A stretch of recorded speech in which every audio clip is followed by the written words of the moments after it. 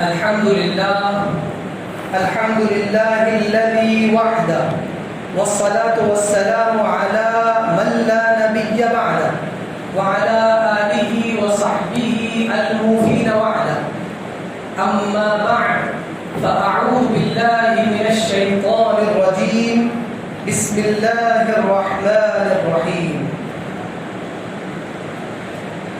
وعاشروهن بالمعروف فإن كرهتموهن فعسى أن تكرهوا شيئا ويجعل الله فيه خيرا كثيرا صدق الله المولانا العظيم وصدق رسوله النبي الأمين الحليم الكريم. آئیے کچھ عرض معروف سے پیش کر بارگاہ بےکسبنا میں درود پاک کا نذرانہ پیش کر لیں.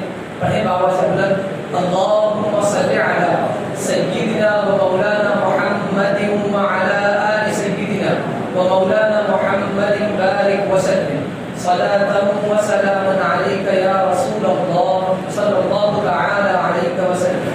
آج کی اس کتاب کا جو موضوع ہے وہ آج اس معاشرے میں بہت زیادہ بن رہا ہے اور ہمیشہ الحمدللہ وہی موضوع چوز کیا جاتا ہے جو معاشرے میں دیکھا جا رہا ہے.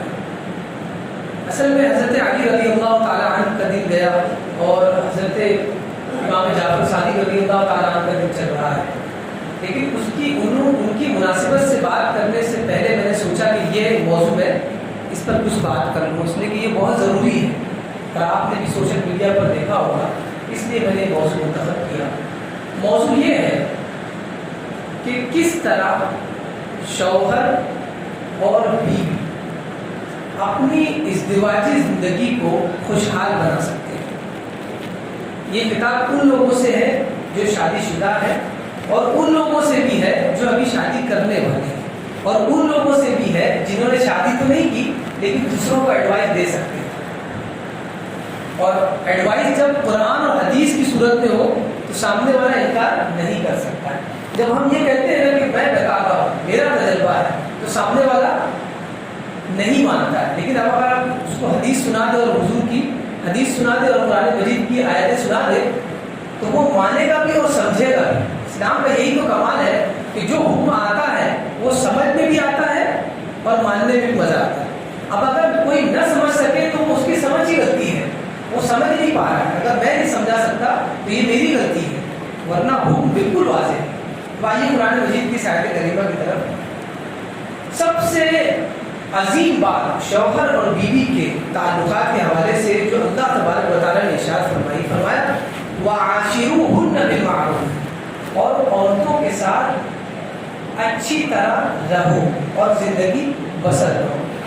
فَإِن كَرِهْتُمُوهُنَّ، اور اس دوران اگر تمہیں وہ ناپسند ہو، کسی بھی چیز کو لے کر اگر آپ اسے ناپسند کرتے ہو اپنی عورتوں کو فَعَسَىٰ أَن تَكْرَهُوا شَيْئًا، تو یاد رکھنا اس عورت میں آپ کو کچھ ہی چیز ناپسند ہو.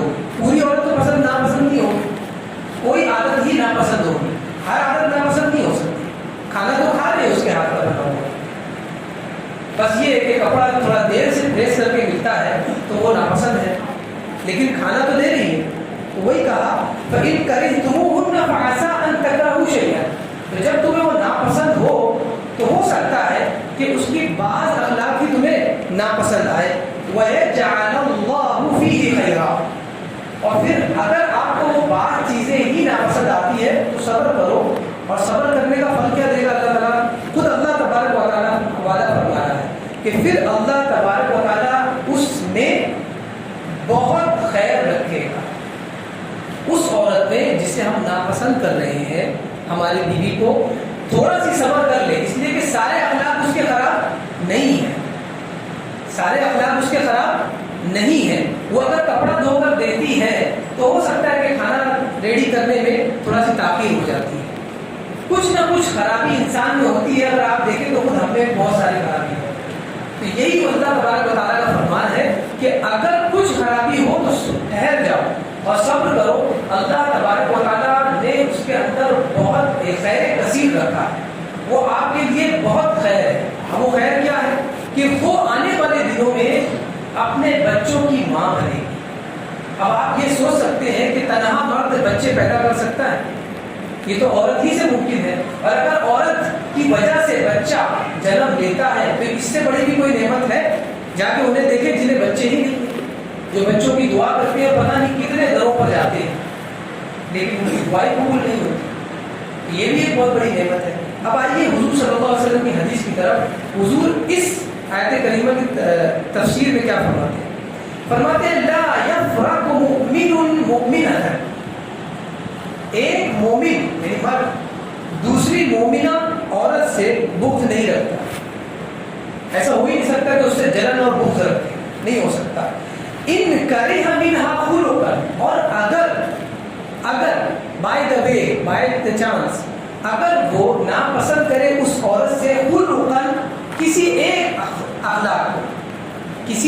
ایک اخلاق کو ناپسند کرے کہ جب میں آواز دیتا ہوں تو فوراً نہیں آتی، یہ ایک ہی بات ہے، اگر ناپسند کرے رضی منھا آخر تو اس کی دوسرے اخلاق کو پسند کرتا ہے، اگر ایک اخلاق پسند نہ ہو تو وہ اس کے دوسرے اخلاق کو دیکھتے ہوئے اسے دل چھوڑ دیتا ہے کہ چلے کھانا لیٹ دیتی ہے لیکن میرے بچوں کا خیال رکھتی ہے، میں جب گھر سے دور ہوتا ہوں جاب پر جاتا ہوں تب گھر کی نگرانی کرتی ہے کہ یہ تو میرے گھر کو سنبھالنے والی ہے، اگر میں نہ رہوں تو یہ صرف اتنا بڑا گودریج کا تالا میرے گھر کو سنبھال سکتا ہے؟ گودریج کی کمپنی یہ گارنٹی دے سکتی ہے کہ لگا تو پورا گھر میں حفاظت کروں گا؟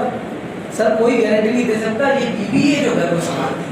اور یہ حضور نے فرمایا کہ ایک عادت اگر خراب ہو تو مومن فوراً دوسری عادت سے راضی ہو جاتا ہے، اب جب راضی ہو گیا ہے تو غصے کا کوئی مقام ہی نہیں۔ اب آئیے دوسری حدیث دیکھتے ہیں۔ نبی پاک صلی اللہ علیہ وسلم نے حکم فرمایا، احادیث میں حکم فرمایا کہ عورتوں کے ساتھ اچھا سلوک کرو، اور اس کے بعد کر بھی دکھایا۔ تو میں نے دونوں احادیث جمع کی ہے جس میں آپ کے احکام ہیں اور پھر حضور صلی اللہ علیہ وسلم کیسے زندگی گزارتے تھے اپنی ازواج کے ساتھ۔ حضور فرماتے ہیں استوصوا بالنساء خیرا، عورتوں کے ساتھ بھلائی کا معاملہ کرو، فإن المرأة خلقت من ضلع۔ آپ لوگوں کے دل میں سوال ضرور ہوگا کسی نہ کسی کے، سب کے گھر میں خوشحالی نہیں آتی کہ یار ہماری بیوی تو بہت ٹیڑھی ہے اور حضرت تو بتا رہے کہ صبر کرو، کب تک صبر کرے؟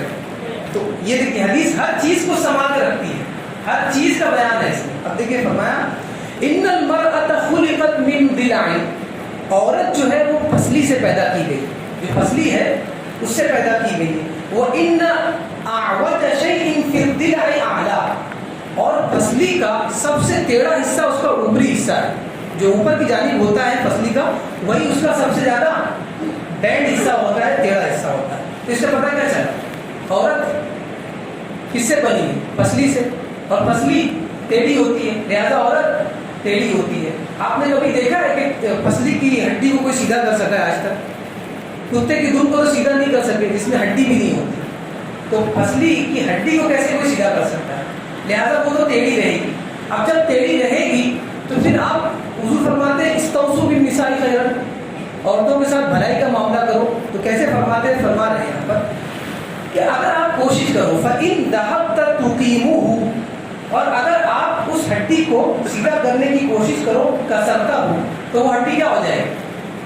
آپ اس ہڈی کو توڑ دو گے سیدھا کرنے کے چکر میں وہ ہڈی ٹوٹ جائے گی۔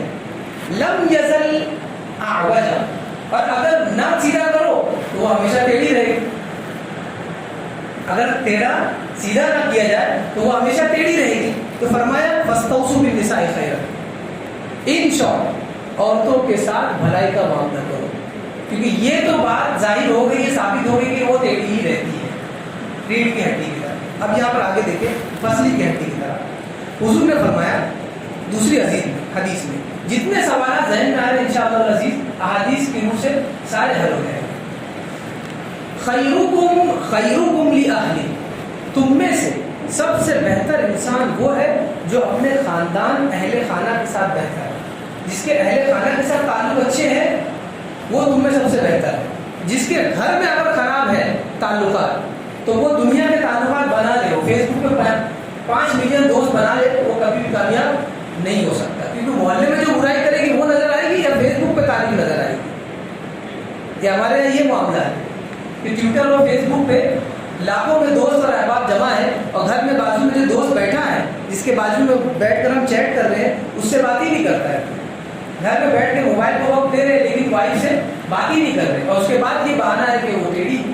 आगे फरमाया तुम में सबसे बेहतर वो है जो अपने अहले खाना के लिए बेहतर है। और फिर हुजूर ने दलील दी और दावा किया वो अना खैरुकुम लिया, और मैं तुम में सबसे बेहतर हूँ अपने ख़ानदान के लिए, अपनी फैमिली के लिए।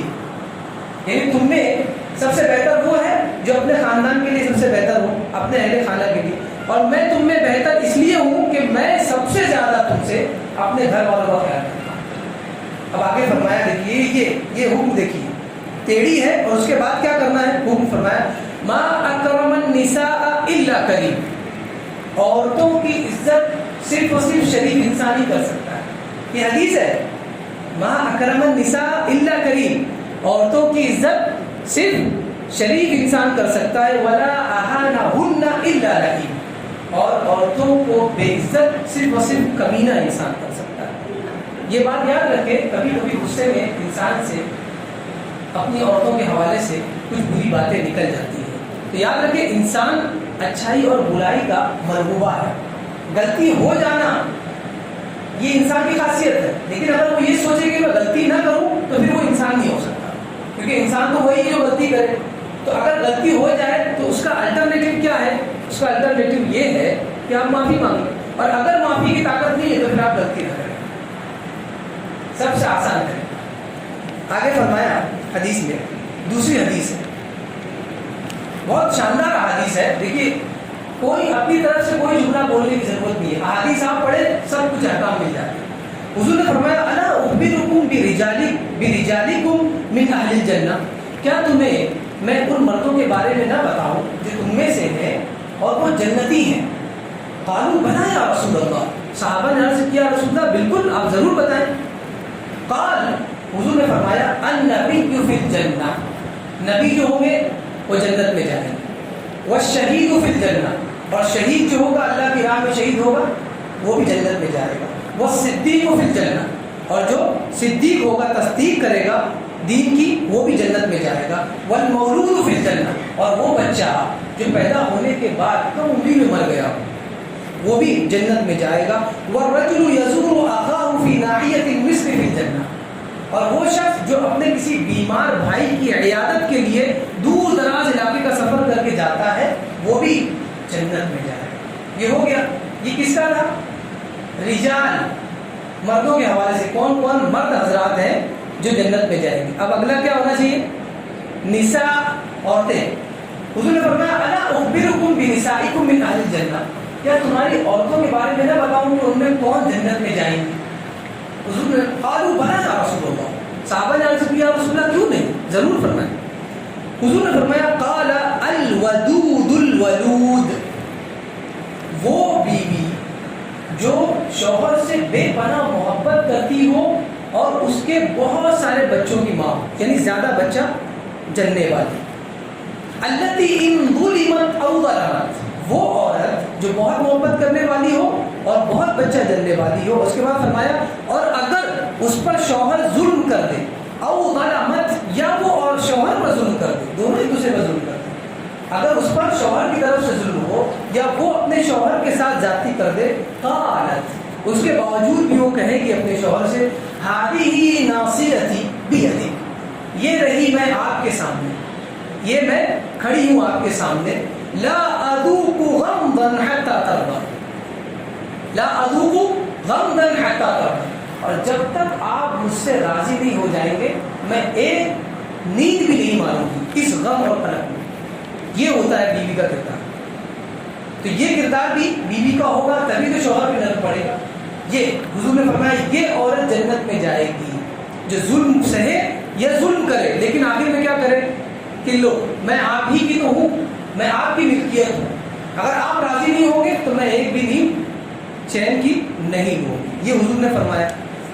अब आगे देखिए हदीस शरीफ है। अब उन जोड़ों में जब दुश्मनी हो जाती है तो दुश्मनी एक लंबे अरसे तक जारी रहती है। उसके बारे में फरमाया ला यहीलु लिमुस्लिमिन अन यहजुरा अखाहु फौका सलासति अय्याम, एक मुसलमान के लिए ये जायज़ नहीं है, हलाल नहीं है कि वो अपने किसी भाई से 3 दिन से ज़्यादा دشمنی رکھے 3 دن سے زیادہ. کسی بھی مسلمان پر یہ حلال نہیں کہ دوسرے مسلمان سے وہ 3 دن سے زیادہ جدا رہے, دشمنی رکھے.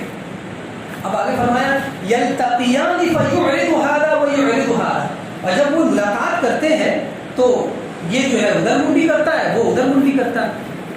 ملنا بھی ہے مگر دل نہیں مل رہا, سینے مل گئے لیکن دل نہیں مل رہا ہے. حضور نے فرمایا وَخَيْرُهُمُ الَّذِي يَبْدَأُ بِالسَّلَامِ, ان دونوں میں سب سے بہتر وہ انسان ہے جو سب سے پہلے دوسرے ساتھی کو سلام کرے. بہت بڑا جگر رکھنا ہے. بہتر اگر بننا ہے تو جھیلنا پڑے گا. سب سے بہتر انسان وہ ہے جو سب سے زیادہ جھیلتا ہے. اگر وہ جھیلتا نہیں ہے تو وہ بہتر کبھی بھی کسی کی نگاہ میں نہیں ہو سکتا. اب دوسری حدیث میں محبت کے بارے میں حضرت عائشہ رضی اللہ تعالی عنہ سے مروی ہے. حضرت عائشہ صدیقہ رضی اللہ تعالی عنہ سے حضور ارشاد فرماتے ہیں یا عائشہ ارفقی اذا اراد اللہ باہل بیت خیرا ادخل علیہ الرفق. اے عائشہ نرمی کرو, ملاطفت کرو, محبت کرو, اس لیے کہ اللہ تبارک و تعالی جس گھر والے کے ساتھ بھلائی کا ارادہ کرتا ہے ان کے دلوں میں محبت ڈال دیتا ہے. یعنی جس گھر میں آپ خوشحالی دیکھیں گے تو ان گھر والوں کے دلوں میں محبت بھی دیکھیں گے. اور یہ محبت سب سے بڑی نعمت ہے. ہم یہ سمجھتے ہیں کہ مال و دولت بہت بڑی نعمت ہے. ارے بہت سارے مالدار ہیں لیکن پھر بھی خوش نہیں ہیں, اور بہت سارے غریب ہیں لیکن بیوی اور شوہر محبت ہے, سکون کی زندگی جی رہے ہیں. یہ اس سے بڑی نعمت ہے جو مارکیٹ میں نہیں ملے گی. ورنہ 2 مرتبہ آواز لگانے پر پیسہ تو ہم کما لیں گے, محبت کس سے مل سکتی ہے؟ یہ تو جھیلنے ہی سے مل سکتی ہے.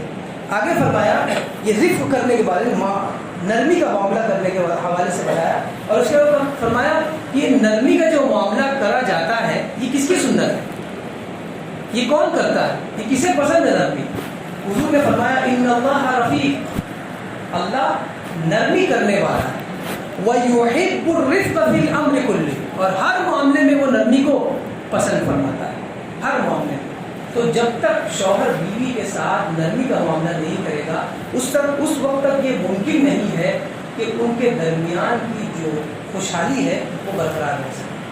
اور یاد رکھیں بیوی کے لیے بھی وہی حکم ہے کہ وہ اپنے شوہر سے جب جھگڑا ہو جائے تو اس کے پاس جا کر یہ کہے کہ میں تو تمہاری ملکی ہوں, میں کہاں جاؤں گی, اگر معاف نہیں کیا تو میں ساری رات نہیں سوں. اللہ نے فرمایا کہ یہ عورت جنت میں جانے والی. اب آئیے ہم دوسری طرف جاتے ہیں, وقت بہت کم ہے لیکن میں ان شارٹ بتا دوں کہ حضور صلی اللہ علیہ وسلم نے اپنی زندگی کیسے گزاری. حضور اکرم صلی اللہ علیہ وسلم کا جو معاملات تھے اپنے ازواج مطہرات کے ساتھ کیسے تھے, بہت ہی شاندار بیان ہے, ذرا غور سے سنیے, بہت مزہ آئے. حضور نے فرمایا ایک حدیث شریف میں بہت سارے مرد ایسے ہیں جو مکمل ہو گئے اور بہت سی ایسی عورتیں ہیں جو مکمل ہو گئی. ان میں کچھ ہی عورتیں ہیں جو مکمل ہوئی ہیں. وہ کون کون سی ہیں؟ سب سے پہلی فرمایا آسیہ امرأۃ فرعون, فرعون کی عورت حضرت آسیہ. اب آپ سوچیں, لوگ کہتے ہیں کہ میرا شوہر, عورتیں کہتی ہیں کہ میرا شوہر کیا ہے, شیطان ہے, وہ بہت ظلم کرتا ہے. یا حضرت آسیہ کے بارے میں فرمایا کہ یہ ایسی عورت ہے جو مکمل عورت ہے, ورنہ ان کے علاوہ کوئی بھی عورت مکمل نہیں ہے. 3 عورتیں صرف دنیا میں مکمل ہیں. ان میں سب سے پہلی کون ہے؟ آسیہ, ہاں, زوجۃ فرعون, فرعون کی عورت آسیہ. ان کا شوہر ہی کون تھا؟ نام نہیں تھا بلکہ خود بذات خود وہ فرعون تھا. اس کے باوجود انہوں نے زندگی گزاری, اس کے باوجود حضرت موسیٰ علیہ السلام پلے بڑھے اور وہیں بڑے ہوئے. تو مصیبت جھیلنے سے, اگر مصیبت آپ نے جھیلی کسی بیوی کے ساتھ اور اگر بیوی نے شوہر کے ساتھ مصیبت جھیلی تو یاد رکھیے اس کا بیٹا بھی موسیٰ کی صفت کا پیدا ہوگا. تو اگر موسیٰ صفت لڑکا چاہیے تو ہمیں جھیلنا ہوگا. ہمارے جھگڑوں سے اچھے بچے خراب ہو جاتے ہیں, ہم اس کا دھیان نہیں ہوتا ہے, اور پھر ہم بھیج دیتے ہیں مولانا صاحب کے پاس کہ آپ کے پاس اگر کوئی 1000 کا 2000 کا ریچارج ہو تو صحیح کر دیں. ارے سر, پیسوں سے صحیح نہیں ہوتے ہیں, یہ آپ ہی سے صحیح ہو سکتے ہیں. آپ کے بچے دوسروں سے کہاں سے صحیح ہونے والے؟ جب آپ کا کھاتے ہیں تو دوسرے کا کیسے سنیں گے؟ آپ ہی کا سنیں گے نا. تو یہ نرمی ملاطفت جب آپ اپنے درمیان نہیں رکھیں گے تو بچوں میں کہاں سے آئیں گے؟ پھر حضور نے فرمایا وَمَرْيَمْ بِنْتُ عِمْرَان, اور عمران کی بیٹی مریم یہ بھی مکمل عورت ہے. آگے فرمایا وَإِنَّ فَضْلَ عَائِشَةَ عَلَى النِّسَاءِ كَفَضْلِ الثَّرِيدِ عَلَى سَائِرِ الطَّعَامِ. اور حضرت عائشہ کی فضیلت ساری عورتوں پر ایسے ہی ہے جیسے سارے کھانوں پر ثرید کی افضلیت ثابت ہے. ثرید ایک ڈش ہے جو عرب میں چلتی ہے. کہا کہ جس طرح ثرید سارے کھانوں سے بہتر ہے اس طرح عائشہ ساری عورتوں سے بہتر ہے. ایک واقعہ میں عرض کر دوں. حضرت عائشہ صدیقہ رضی اللہ تعالیٰ عنہ حضور کے ساتھ تھی, ایک جنگ میں جا رہے تھے. حضور صلی اللہ علیہ وسلم نے لشکر کو کہا کہ آپ لوگ آگے چلیں, اور پھر حضرت عائشہ صدیقہ رضی اللہ تعالیٰ عنہ کی طرف متوجہ ہوئے اور فرمایا دوڑ لگائیں ہم لوگ. دیکھیے یہ محبت کا معاملہ, یہ محبت تو کبھی نہیں ملے گی. اور اس کے بعد کہتے ہیں کہ سامنے سے محبت ہے. حضور سید الانبیاء والرسل حضرت عائشہ نے فرماتے عائشہ دوڑ لگاؤ گی, دیکھتے کون جیتتا ہے. حضرت عائشہ نے کہا کہ ٹھیک ہے. اور پھر جب دوڑ لگی تو حضرت عائشہ خود فرماتی ہے کہ میں نے حضور صلی اللہ علیہ وسلم سے سبقت دے, یعنی میں نے حضور کو ہرا دیا, حضور ہار گئے اور میں آگے نکل گئی, دوڑ میں رننگ میں جیت گئی. اس کے بعد کئی سال گزرے اور اس کے بعد حضرت عائشہ صدیقہ رضی اللہ تعالیٰ عنہ جب پہلی دوڑ لگی تو جوان تھی, اس کے بعد عمر ہوئی تو موٹی تازی ہو گئی. اور اس کے بعد پھر نبی پاک صلی اللہ علیہ وسلم نے عرض کی, ارشاد فرمایا عائشہ دوڑ لگاؤ گی؟ تو حضرت عائشہ نے کہا بالکل. اب اس مرتبہ جب دوڑ لگی تو کون جیتا؟ حضور صلی اللہ علیہ وسلم جیت گئے. دیکھیے یہ معاملات ہے, کسی میں یہ معاملات ہے, معاملات ہمارے اندر یہ معاملات ہی نہیں, یہ محبت ہے. اب ہم وظیفہ ڈھونڈتے بیٹھے کہ بتائیں کیسے محبت پیدا ہوگی, کچھ پانی میں 4 دن ڈبا کے رکھو پھر اس کو, بھائی یہ سب محبت ہے. حضور نے یہ بتایا, آپ کہاں چلے گئے؟ یہ کرنا پڑے گا, تھوڑا دل پہ پتھر رکھ کے یہ محبت کا اظہار کرنا پڑے گا, تب ہوگا. اب جب حضور صلی اللہ علیہ وسلم جیت گئے, چونکہ حضرت عائشہ صدیقہ رضی اللہ تعالیٰ عنہ تھوڑا موٹی تازی ہو گئی تھی تو وہ ہار گئی. پھر حضور نے کیا فرمایا؟ دیکھیے محبت کا اظہار. حضور نے فرمایا عائشہ یہ جیت جو ہے اس ہار کا بدلہ ہے, یہ جیت اس ہار کا بدلہ ہے جو اس سال میں ہار گیا تھا, یہ اسی کا بدلہ ہے.